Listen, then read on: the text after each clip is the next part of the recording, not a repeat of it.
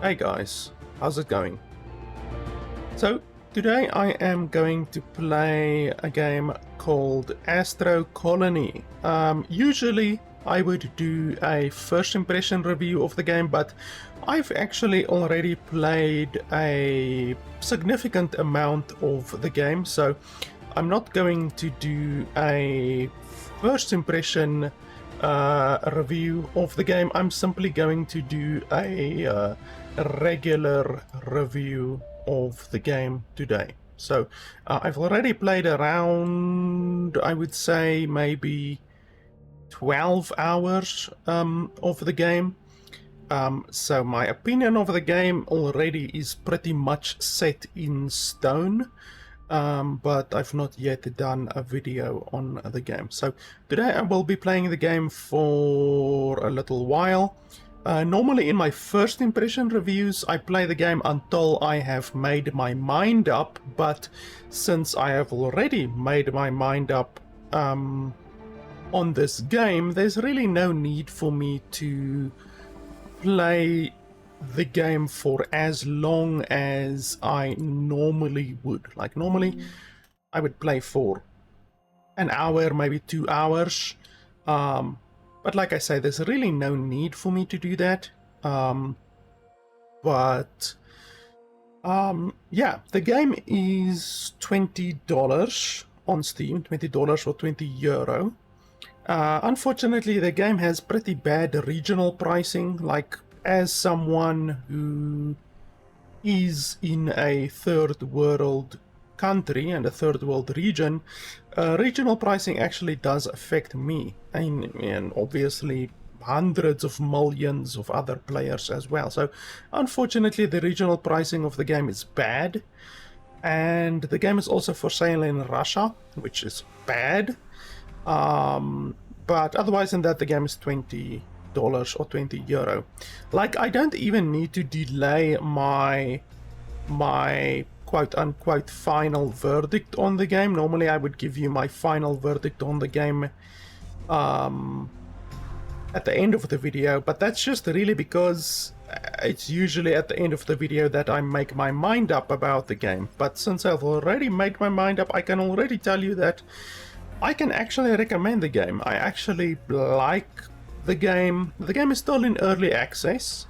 The game is not perfect by any means. In fact, it's actually quite far away from perfect, and I will explain why in just a second. But like, what the game is right now, like, obviously I always say that you have to review a game based on what it is right now. You know, you can't have a broken piece of shit like Starfield, for instance, and charge $60, $70 for it, and then say, oh yeah, well, the game is a broken piece of shit right now, but in the future it will be better. You know, you can't do that. You have to evaluate the game based on what it is right now. So right now I can say the game is worth $20 in my opinion, or €20. €20 obviously is around $23, so it's actually a little bit more expensive in Europe, but I can totally recommend the game for $20. But the game is still in early access, and it will still change and improve, which is certainly good. If I can already recommend the game despite the fact that the game is in early access and it has some issues, then that's actually a really positive thing for the game. I just quickly want to do something here. I want to turn down my graphics slightly because I can see that my graphics card is working really hard. So distance quality is really important in the game. I will show you why in just a second. But I think bumping that down slightly and that one down slightly should make a big difference. Let's see, the game is freezing because it's taking effect now, I think. Oh no, I just need to press back. Exit doesn't do anything apparently.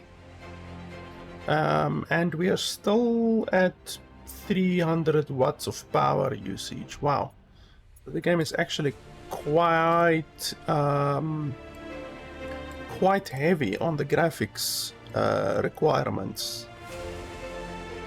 Let's turn down those two a little bit. We can turn down the resolution scaling slightly. That should be a little bit better. Nope, the game is still at 300 watts, holy hell.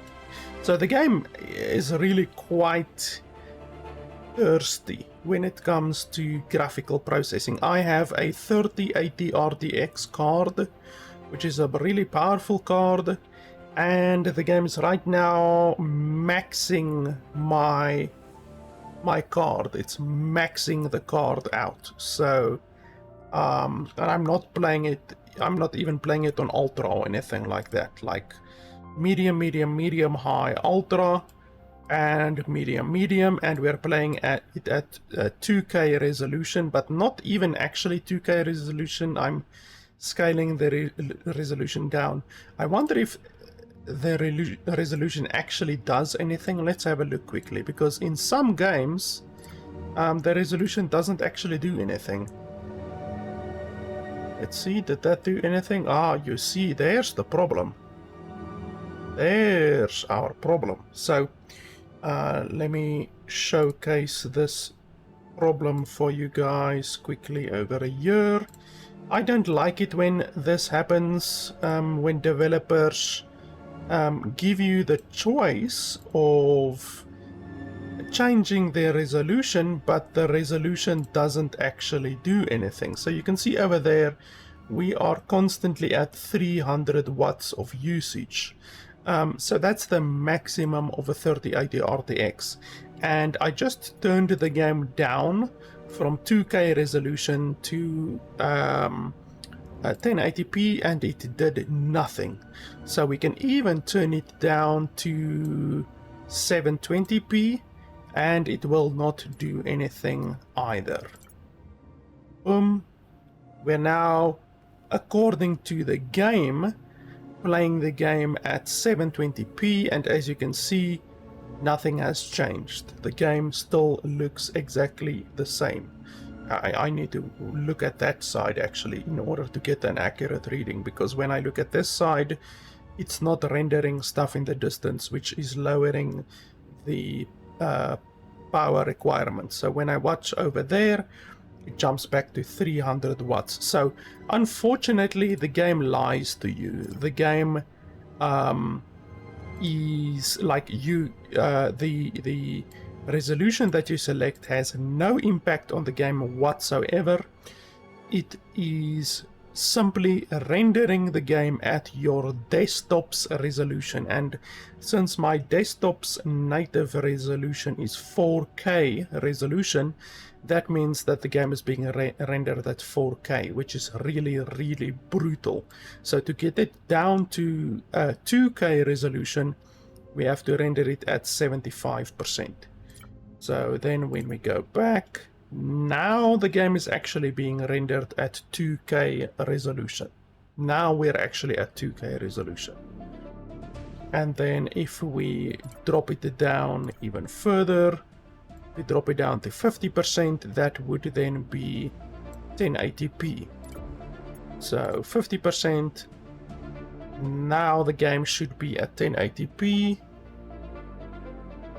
And yet, there's no change in the power usage.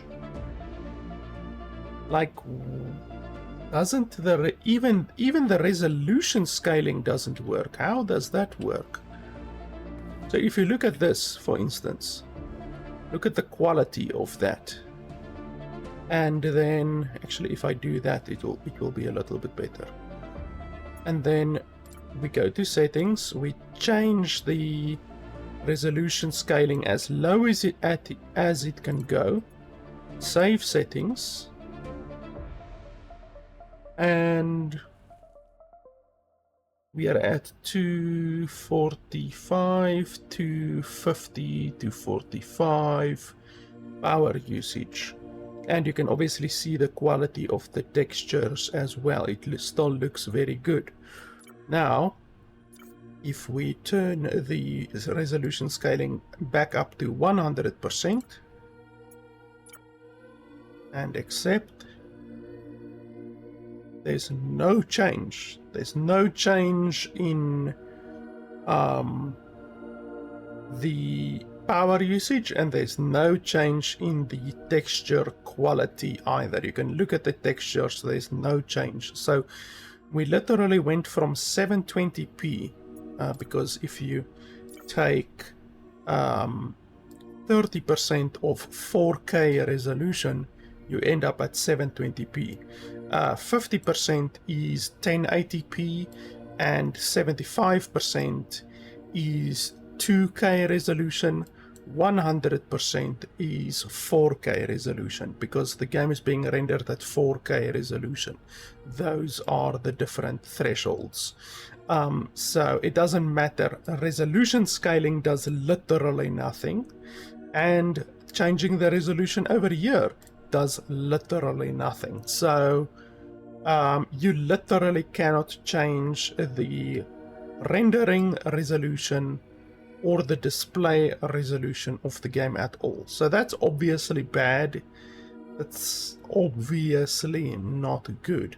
The only way to get around that is by running the game at either windowed or full screen. Those are your only two options. So the windowed full screen mode is completely fucking useless. Now, considering that the game is so heavily taxing right now, I'm gonna drop my frame rate down to 40 FPS, just because I do not like it when my computer runs at 100% usage unnecessarily. So there we can see immediately we went from 245 power usage to 165. So we got 80 watts of power usage less, which is significant. That's not quite 50%, that's around maybe around 40, maybe 35% less, which is really significant. So basically the only way to win any performance, to gain any performance, is to lower the frame rate of the game, and the game will still look good. It was just run at a lower frame rate now. So anyway, that's a really big issue already. Like you can't change the resolution and you can't change the render resolution. That's really quite bad. Some other things that are bad in the game right now, at least, is the AI.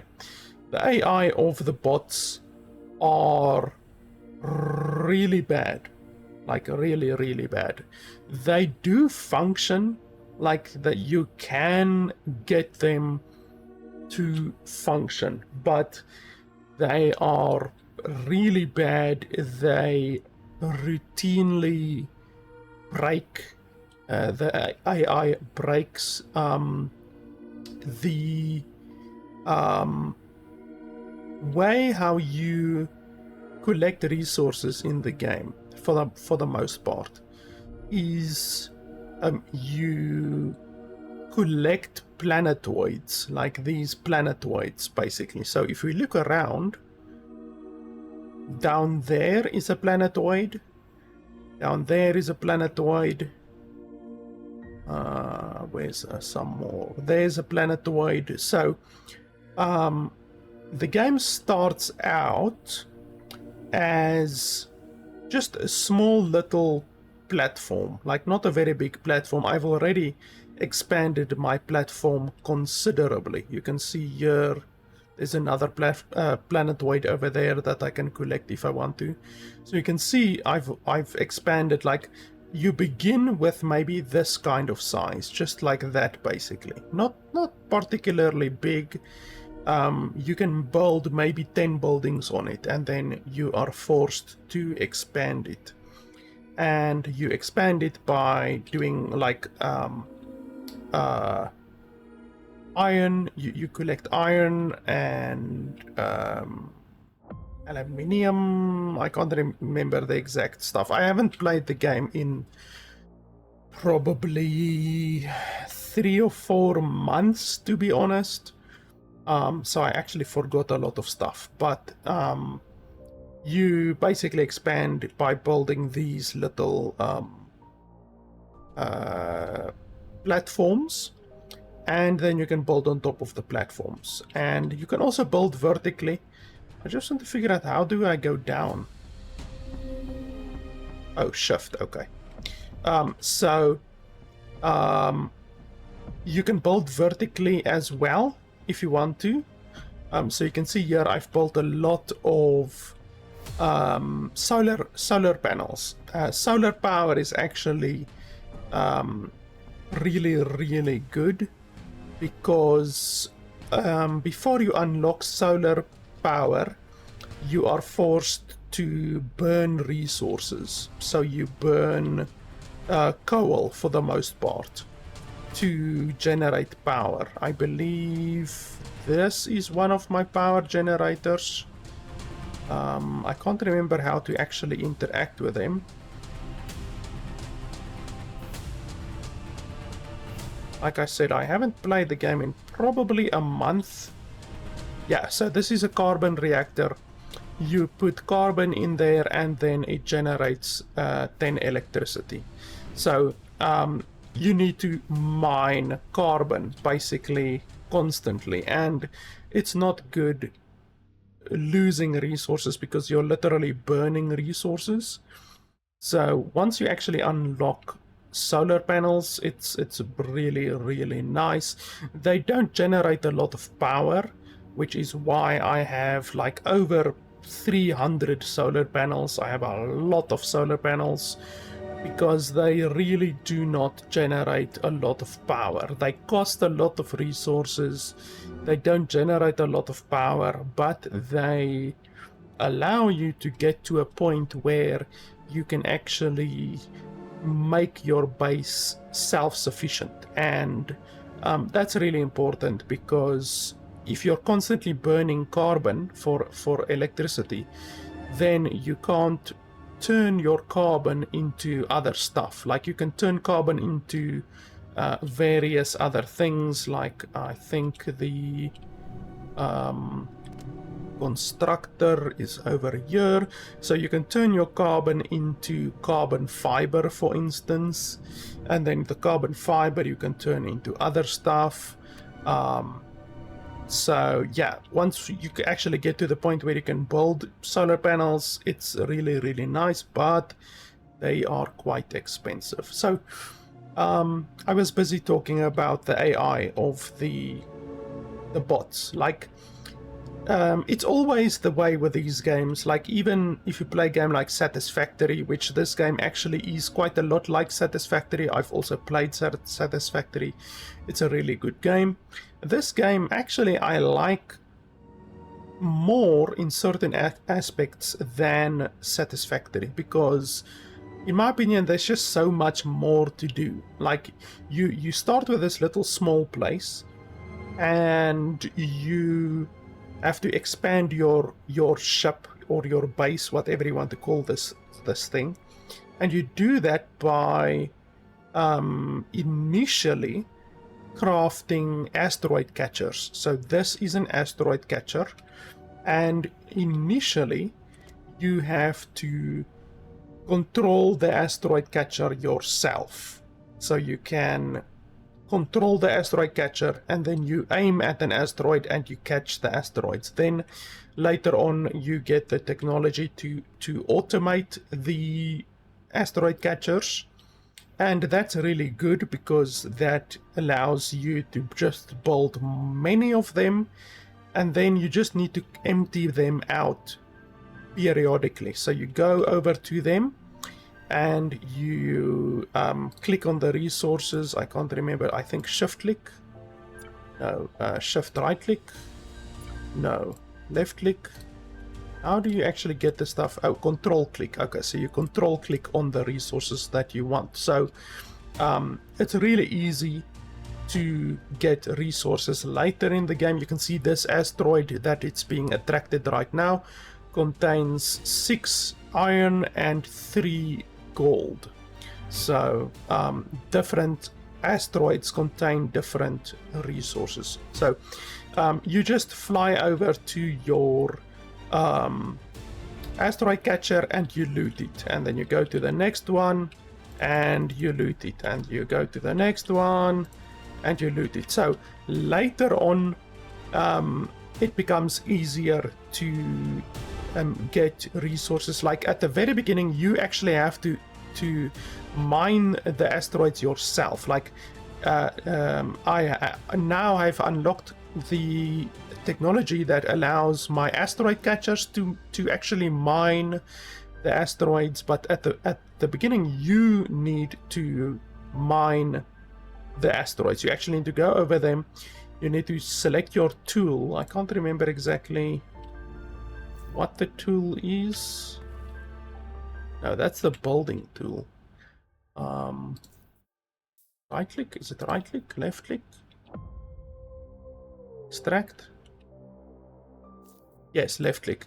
So you go over to the asteroid and you hit the asteroid like this. It's a really slow, really irritating, and the asteroid is constantly flying away from you, and you actually do have oxygen in the game. So I don't need to worry about oxygen that much anymore because I built the oxygen shield. So this thing over here basically projects an oxygen shield around my entire base. So I have one over there and one over there. So as long as I stay inside the oxygen shield, I don't need to worry about oxygen. But when I fly far away, then I do need to keep an eye on my oxygen, even though I have upgraded my oxygen capacity already.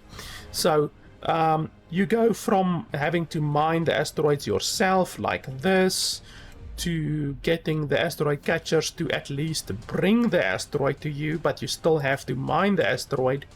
After that, you upgrade the technology to have the asteroid catchers actually mine the asteroids for you, and then after that you get bots. You basically unlock bots, these bots over here, which you have to tell them what resource to harvest. So these guys over here, you can see now they're just sitting here, which means either they bugged out or they don't have anything to harvest anymore. So we can take all of the stuff that they have, and then right now they are trying to mine titanium. So apparently this place doesn't have any more titanium, and it actually does. So why aren't they mining titanium? You can see there's titanium over there, titanium over there. So the fact that these guys are refusing to mine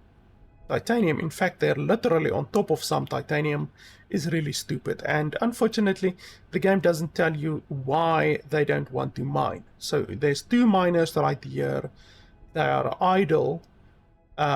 It's constantly consuming power, which is really irritating. Even when they're not working, it's consuming power. I'm telling them to mine titanium because you can select one resource at a time for them to mine over here, and yet they're not mining the resource that I told them to mine. Also, I think this guy over here is blocking or blocked somehow, or idle. Once again, the game doesn't tell you what's wrong with this guy. Why is he just sitting here? Every a mine has 2 drones which I have assigned to it, so there shouldn't be any drones just sitting around. All of the drones should be working. But this is what I spoke about. The game unfortunately has several bugs related to the automated mining when it comes to the bots. Like they are the next step up from the automated asteroid catchers, but they are really buggy. Like, they are really buggy. When they work correctly, they work well, because they can mine an entire asteroid for you autonomously. But they do it pretty slowly, but still, it's autonomous, you know. It beats you going to go down and mining like this, like one titanium, another titanium, another titanium, another titanium, 5 titanium. So I mined 5 titanium there, and oh look, I only have 112 titanium left. And then, like, over here, oh, there's 1,000 copper ore over there, you know. So, like, you cannot realistically mine an entire planetoid like this yourself. Like, it is simply not realistic. So the drones are really the only realistic way to do that. You can also build a mine. So I actually have a mine, or did I disassemble the mine? Yeah, it looks like I disassembled the mine, but you can build a mining structure over here. I can't even remember where it is exactly. Which one is it? Is it this one? No, it doesn't look like that one. Ah, there we go. This one. So you basically, or the white area is the drill area, and the green area is the area where you're gonna put it. So you will put it like that, and it will then mine semi-autonomously. It still needs power, but it will mine autonomously the area. Now the issue with this is that unfortunately the developers placed several rather unnecessary limitations on the drill, which is like it only mines down a certain amount, so it stops after a while. Even though the drill extends downwards like that, it extends downwards, it only goes down a certain amount, and the size as well is just 3 squares by 2 squares. So you can see there, it's just 3 squares by 2 squares, which quite honestly is a small amount of space, considering like this single node is 3 by like probably 10, so it's like 3 by 10, which is ridiculous. Like you're gonna have to build and move your drill 5 times just to mine this one single mining node over here. So you see that the game has some issues with regards to the drill. It has some issues with regards to, actually several issues with regards to the autonomous mining. Like, everything just works okay, but nothing works perfectly in the game right now. Like, there's just a lot of improvements that can definitely be done to the game, especially with the autonomizing of the different resources, you know, the harvesting of the resources. But I really like the expansion of the base, because like you reach a certain threshold where you at the beginning have mined everything around you. So there, at the beginning, you can fly to a nearby planetoid. Like, if you're lucky, like, where's that? Like, that planetoid right there, I can fly over there if it's close enough. Like, you just aim and you go, just like this. You aim and you just fly over there. And you should just try to not hit any asteroids. And here we are now on a new planetoid. So I can now scan it, and you can see that there is carbon and aluminium on it, and then also large rocks. You can actually extract the large rocks for sand, I believe. So then you mine whatever, put a couple of solar panels on here, or a carbon generator for power, and then you put a drill on here, and then you have to carry the resources back from here back to your base constantly. So you reach a point where it's not really realistic anymore to do that. So then you unlock engines, and you can actually place engines. I have a bunch of engines over here. You can actually place engines on your ship. So you place the engines on your ship. I have 3 engines pointing in that direction, 3 in that direction, 3 in that direction, 3 in that direction, so that you can move your base, your entire base, in any direction, and you can also move it up and down. Now that requires a lot of electricity, like the engines require a lot of electricity. You do get different engines. Later on you get like plasma engines, but those require plasma. And plasma, I don't think I even have unlocked plasma yet. I have unlocked a ship, which just allows me to go even further, because if you noticed, when I flew to that planetoid over there, my oxygen actually significantly dropped. So you can only go so far before reaching a point where you will die if you run out of oxygen. So you are limited by the amount of traveling that you can do. But like I say, that is fixed by moving your entire base. So I have moved my entire base quite far already. I'm quite far away from where I started initially. I've collected various different planetoids. So this was one planetoid. You basically move your ship next to a planetoid, like that one over there isn't attached to my ship yet. So depending on the resources that are actually on that ship, or on that planetoid,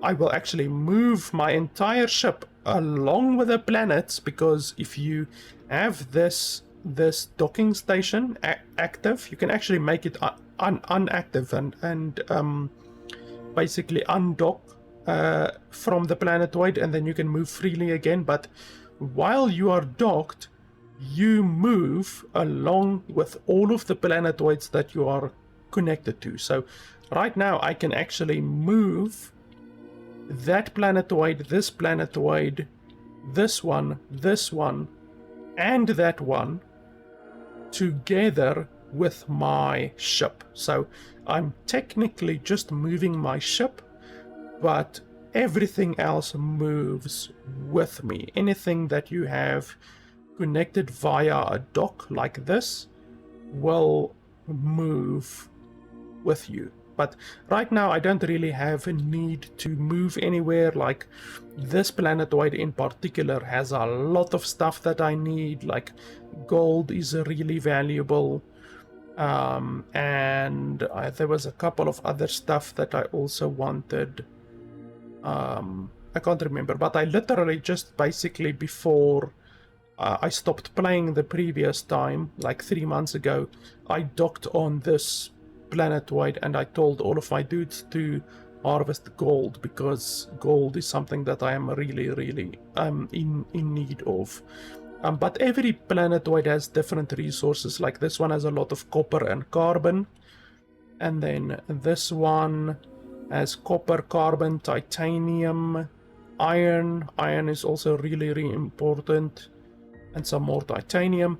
And then this one has a lot of gold. I remember this one had a shitload of gold and copper, but I've already mined a lot of this planetoid. So I just really like the fact that you can start out with this small little base.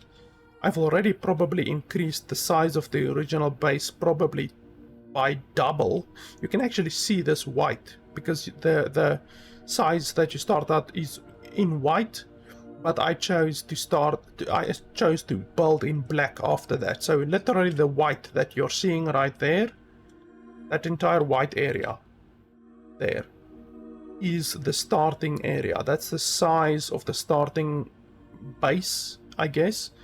And then you can see I've built all the way up there, and up here. So I've basically doubled the size of my original base, and I still have a lot of space open that I can build on. I can improve it or build bigger if I want to, but I don't really want to right now, because the bigger your base is, the more unwieldy it becomes. You know, it becomes a little bit unwieldy to navigate the bigger your base becomes. But right now I don't really need anything specifically. I'm pretty happy with my base right now. There was one resource that I needed. I can't remember. I think I needed ice. As far as I can remember, I wanted ice. So I wanted an ice planet. And there's actually an ice planet up there. And there might be some... Yeah, there's an ice planet over there. There's an ice planet over there. So after I've mined all of these planets, or even, like, I don't even need to do it after I've mined all of them. I can literally right now move my planet, or my ship, along with all of the other planets, down to there, or to there, or anywhere, really. Yeah, I just wanted to first, like, it's basically like you don't want to expand too much, you know, like if you continually add more and more and more and more planetoids to your ship, like it just becomes really unwieldy. Like, I've already got fucking 1, 2, 3, 4, 5 planetoids attached to my ship. I mean, if you look at the size of my ship compared to the amount of planetoids that I have, like, it's probably 5 times the size of my ship, you know. So I first wanted to mine what I wanted to mine, and then I will detach over here. I will detach, and then I can go search for some other planetoids. But like I said, I really like this method of expansion and exploration. Like, this game is open world. It is literally open world, you know. Like, if you talk about open world games like Satisfactory, games like that, they say open world, but you can't literally go anywhere. Whereas in this game, you literally can go anywhere. You can choose up and down, left, right. You can go anywhere, which I just really like, and it's really open-ended. You can choose what planets you want to mine. You can choose, like, really anything. And apparently the game also has black holes, even though I've not found black holes yet. I like I said, I'm about 12 hours into the game. I haven't found a black hole yet, but apparently the game has black holes, and you can actually drive your ship into a black hole, and that basically opens up a new aspect of the game, I guess I can say. The game also has multiplayer, which is really cool. I haven't tried multiplayer yet. It actually released recently. I've been playing the game since before the game had multiplayer, and then they recently added multiplayer. So that's really cool, even though this isn't really the type of game that I would want to play in multiplayer, simply because I'm a really anal OCD type player. Like, if someone fucks with my map or fucks with my base or anything like that, I want stuff the way I want it, you know. Like, you get people who will not build in nice straight lines, and that will just make me absolutely crazy, because my OCD makes me build like this, you know. So I would just not like it if I played with a player that did certain things that that I normally wouldn't do, for instance, you know.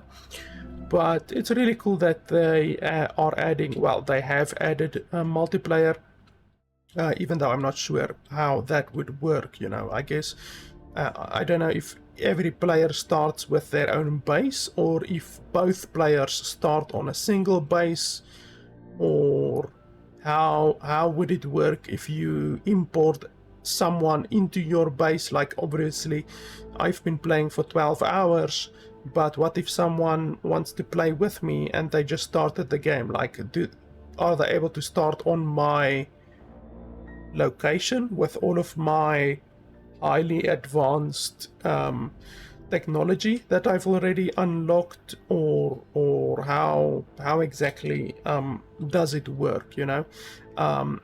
I want to show you guys the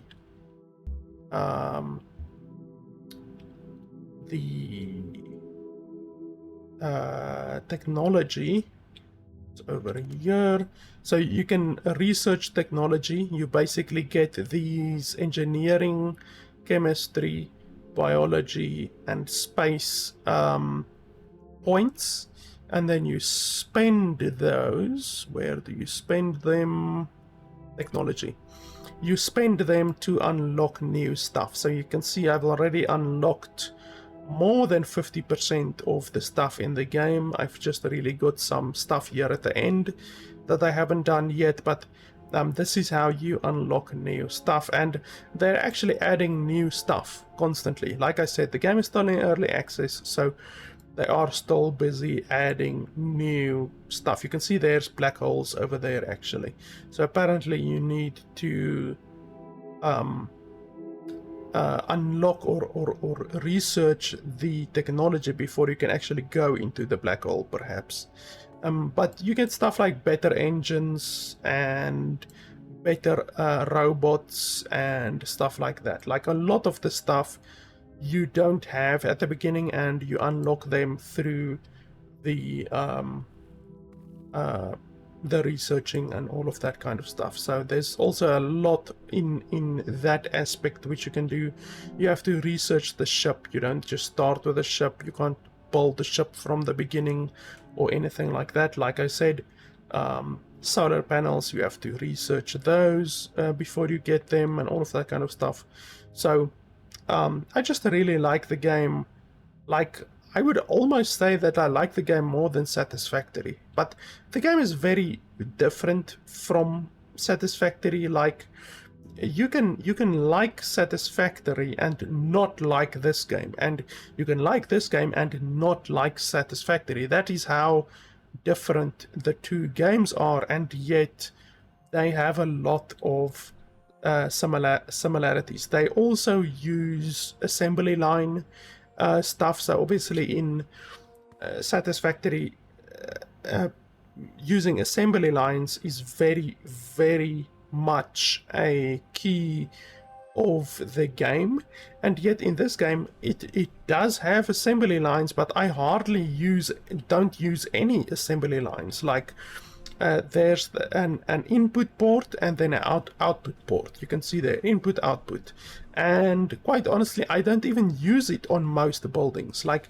you can use it to take items directly from your asteroid miners into your smelters. Like, this over here is an advanced smelter, and this one over here as well, advanced smelter, and you can see that you're smelting stuff into bars. So you can totally do that instead of actually manually taking the stuff over. You can totally do an assembly line to do all of that stuff for you automatically. So the game is very much like Satisfactory, but in Satisfactory it's open world, and you can drive around on the open world, and you can basically go where you want to without really dying. Whereas here you're limited by the oxygen, and you will absolutely die if you go too far away from your base. So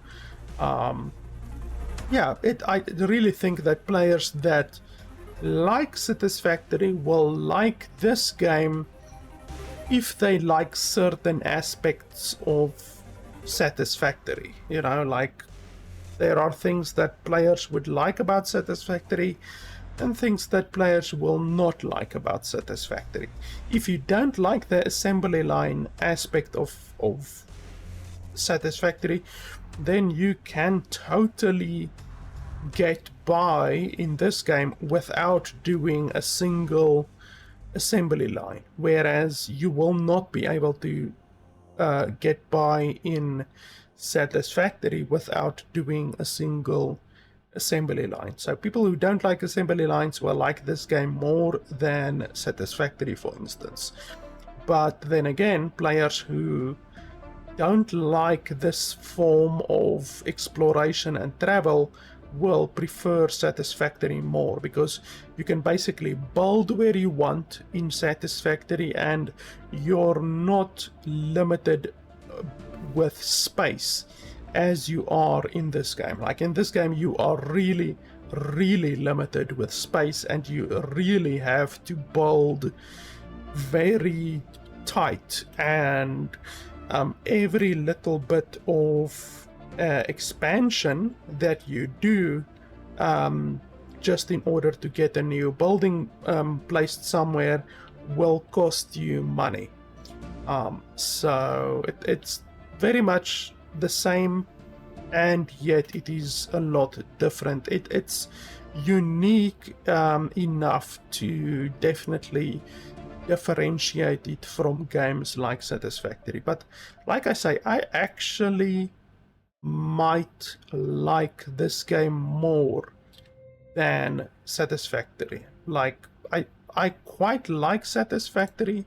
Like I'm not a massive fan of Satisfactory, but I like Satisfactory. It's definitely a pretty good game. And considering the fact that Satisfactory costs $10 more than what Astro Colony does, that's definitely something that you have to consider. You know, this game is, like I say, in my opinion, more enjoyable than Satisfactory, and yet it's $10 cheaper than Satisfactory. But like I said, there are issues. The bots are really stupid, and they have glitches and stuff like that often. What was the other one that I said? There was another glitch, I can't remember now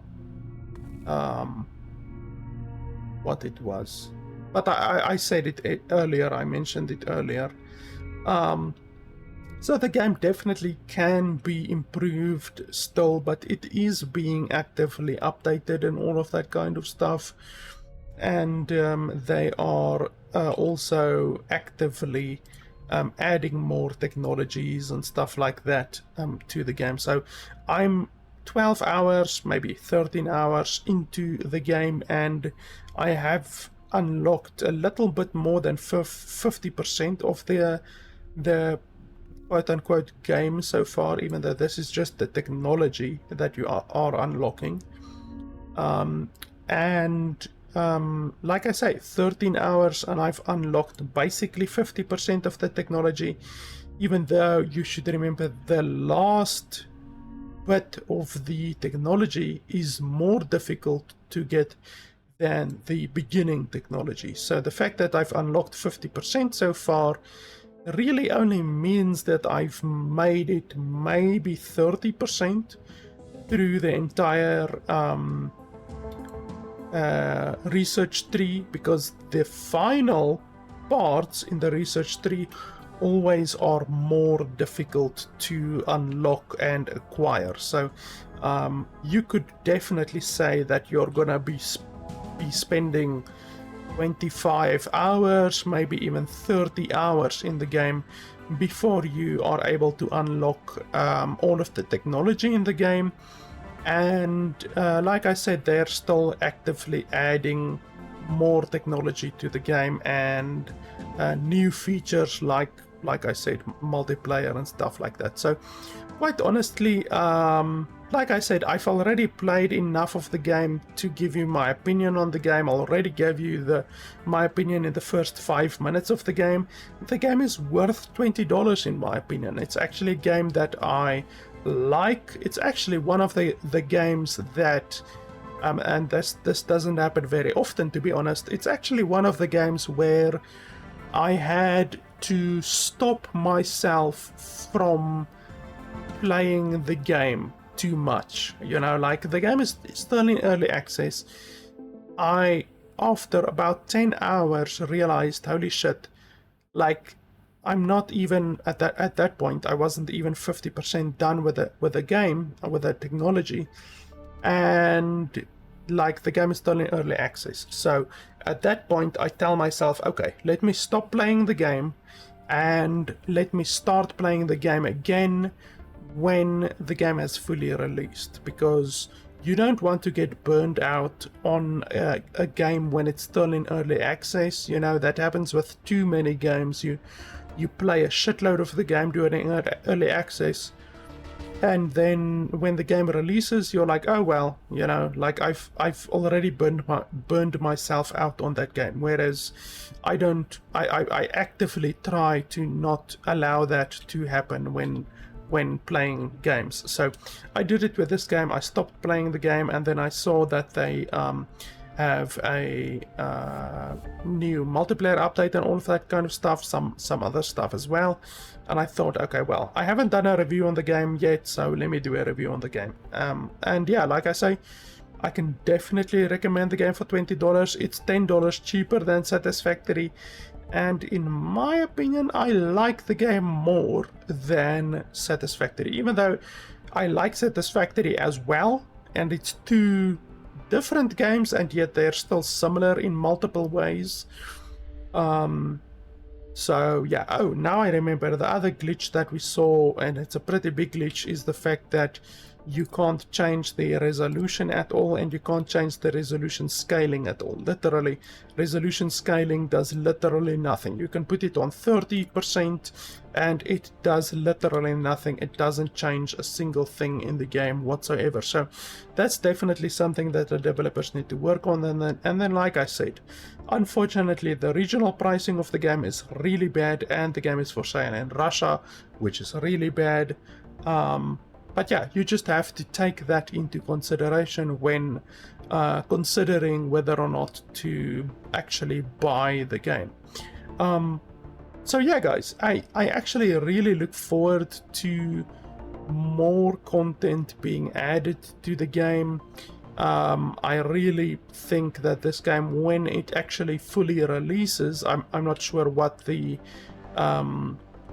plans of the developer is. I can actually maybe quickly have a look here on Steam. Let's have a look here. They actually do usually say on Steam.